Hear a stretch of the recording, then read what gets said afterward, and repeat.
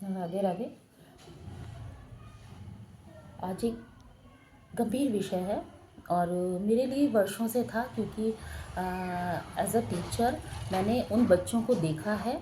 और कि जो बच्चे टीचर हो, बड़ा हो, पड़ोसी हो, कोई भी हो, मतलब उनको एज का कोई वो नहीं है, वो किसी से भी कैसे भी बात करते हैं और उनके पेरेंट्स उनको कुछ नहीं बोलते हैं। और आजकल तो रूल्स रेगुलेशंस चल गए हैं कि बच्चे को आप हाथ नहीं लगा सकते हैं। तो आप देखिए कि बच्चे माँ बाप को हाथ लगाते हैं, माँ बाप बच्चे को हाथ नहीं लगाते, लेकिन बच्चे माँ बाप को हाथ लगाते हैं। तो ये क्या है? ना उनको डांटना, ना उनको मारना। मारना तो बहुत दूर की बात है, आप उनको कस के तेज़ डांटते भी नहीं हैं। और आपको ऐसा लगता है कि हम जेंटल पेरेंटिंग कर रहे हैं और उससे हमारा बच्चा बहुत अच्छा चल रहा है, हमारा कहना मान रहा है। नहीं, वो उस समय वो उस चीज़ों को जो उसकी डिमांड है वो उसको मिलती जा रही हैं, और इसका ये नतीजा होता है कि बच्चा जो है वो उस चीज़ को करने के लिए वो कुछ भी करता है। और सबसे बड़ी चीज़ है, ठीक है, मैं इस मामले में ये नहीं कह रही हूँ कि आप एक बच्चे के अंदर पिक पॉजिटिव एक फ्रेंडशिप वाली पेरेंटिंग ना करो। जेंटल पेरेंटिंग के खिलाफ नहीं हूँ मैं, लेकिन जहाँ पर बच्चा, आपने देखा कि या किसी बड़े से अगर ख़राब तरीके से बोल रहा है, तो उसी समय बच्चे को जब आप टोकेंगे तो मुझे लगता है कि कहीं ना कहीं वो चीज़ें धीरे धीरे उसको समझ आएंगी। और मैंने एज अ टीचर कई बार अपने ही स्कूल में एक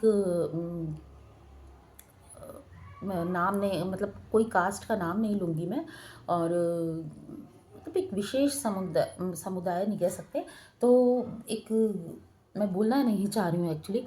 तो वहाँ पर थोड़ा, क्योंकि उनकी पेरेंटिंग जो हुई है वो उनके जो एंसेस्टर्स हैं उनके पेरेंट के, तो वो सभी उसी अक्खड़पने से बात करते हैं, बहुत स्ट्रेट फॉरवर्ड। और वो चीज़ बच्चों में आती है क्योंकि वो देखते हैं, ठीक। लेकिन इतना कि आपको ये नहीं पता कि कौन बाहर से आ रहा है। आप घर में कुछ भी करिए, घर में बच्चों को आपको डील करना है, आपको सहन करना है बच्चों की गलतियाँ। लेकिन अगर बाहर इस तरह से बातें होती हैं तो निश्चित तौर पर बच्चे के लिए आप जिम्मेदार हैं, हर तरह से हैं। और इसी का एक एग्ज़ाम्पल है इशित भट्ट, जो केबीसी में एक बच्चा है, चर्चा का विषय बना हुआ है। उसको ये नहीं पता कि बड़ों से किस तरह से बातें करनी है, क्या बोलना है, कैसे बोलना है।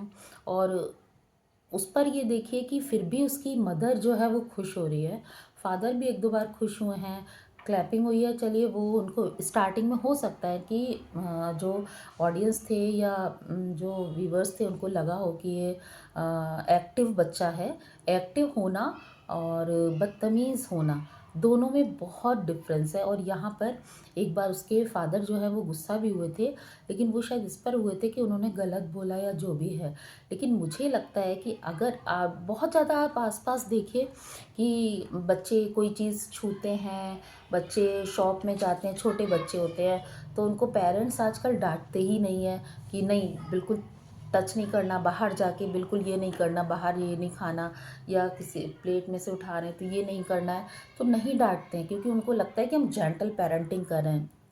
और यहीं पर ये चीज़ थी कि केबीसी था या क्या था, जो भी था, उसमें उनको उस समय बोलना चाहिए था खड़े होके। तो मुझे नहीं लगता कि वो कट होता, और ना ही कट हुआ होगा।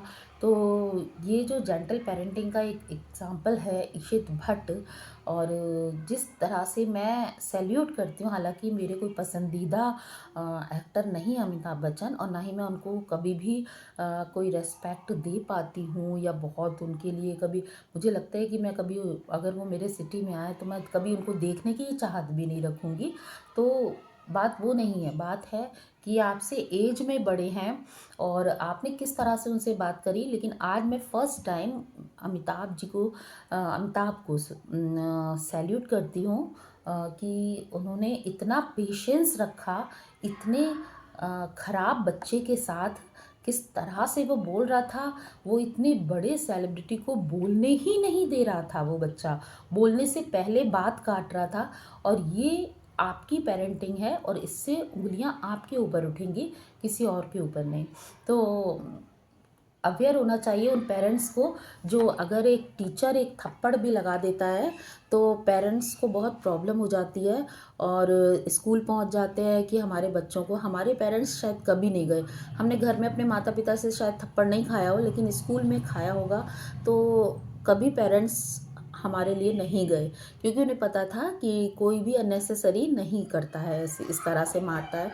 तो टीचर का काम है उसको समझाना, लेकिन परिवार में जो पेरेंट्स का है वो उनको एटिकेट्स देना, वो परिवार का ही काम है। और इसमें मुझे लगता है कि इशित भट्ट को कोई प्रॉब्लम नहीं हो रही होगी, क्योंकि वो तो जो बनना है वो बन चुका है, लेकिन कहीं ना कहीं उन माँ बाप को शर्म आनी चाहिए कि वो किस तरह से उन्होंने उस बच्चे को एक बार भी रोका नहीं कि आप उस उनको बोलने दीजिए।